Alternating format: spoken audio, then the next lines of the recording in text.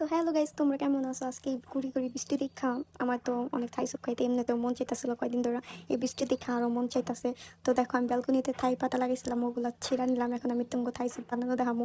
আমি যদিও আরও 2বার বানাইছিলাম, কিন্তু এইবার এটা এত মজা হয়েছে তাই তোমাদের সাথে শেয়ার না করে পারলাম না। তোমরা অবশ্যই ভিডিওর লাস্ট পর্যন্ত দেখবা। তো দেখো, প্রথমে আমি মুরগি মাংস কুচি করে নিছি আর আদা কুচি নিছি। আমার ফ্রিজে চিংড়ি মাছ ছিল অল্প কয়টা, ওগুলো নিয়ে নিছি। তারপর ওই যে থাই পাতাগুলো দিয়ে দিলাম। আর এখানে আমি হাঁসের ডিম দিছিলাম দুইটা, একটা মুরগির ডিম। তো দেখো, আমি হাঁসের ডিম দুইটা, 3টা ডিম দিছি মোট। সাদা অংশটা দিয়ে নিই, জাস্ট কুসুমটা দিয়ে নিছিলাম।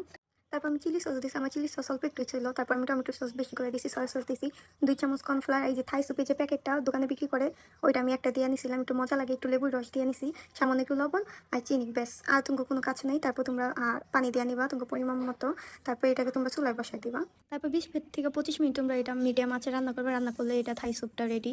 আর অনেক সুন্দর হয়েছিল আমার থাই স্যুপটা আজকে। তো আমি থাই স্যুপটা শুধু শুধু খামো, আমার ভালো লাগতেছিল না। তো ফ্রিজে একটু মাংস ছিল, আমি পিঠা বানাইছিলাম ওইটার। তো ওইটা দিয়ে দেখো আমি অন্থন বানিয়ে নিলাম। আমি অন্থন শীতগুলো এগুলো কিনে নিয়ে আসছিলাম বাজার থেকে। তো দেখো, এখন আমি এগুলো সাইডে একটু আটা লাগাই দিলাম।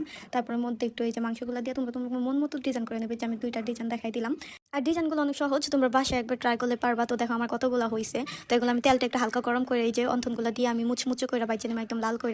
তো দেখো, এই যে গাইস আমার অন্থনগুলো রেডি। আর আমি তোমাকে একটা বাইঙ্গা দেখাই, দেখো কতটা ক্রিস্পি আর কতটা দেখতে অনেকটা ভালো লাগতেছে। তো দেখো গাইস, আমি থাই স্যুপ রান্না করতে করতে বৃষ্টি চলে গেছে। এখন আমি স্যুপগুলো তোমার মাঝে সুন্দর করে পরিবেশন করবো। দেখো গাইস, দেখতে অনেকটা লোভনীয় লাগতেছে আর খাইতে এতটা মজা হয়েছিল গাইস। তোমরা অবশ্যই বাসায় ট্রাই করবে এবং ভালো লাগলে আমার পেজটা ফলো দিবা। এবং সবাই ভালো থাকবা। Tata, bye bye.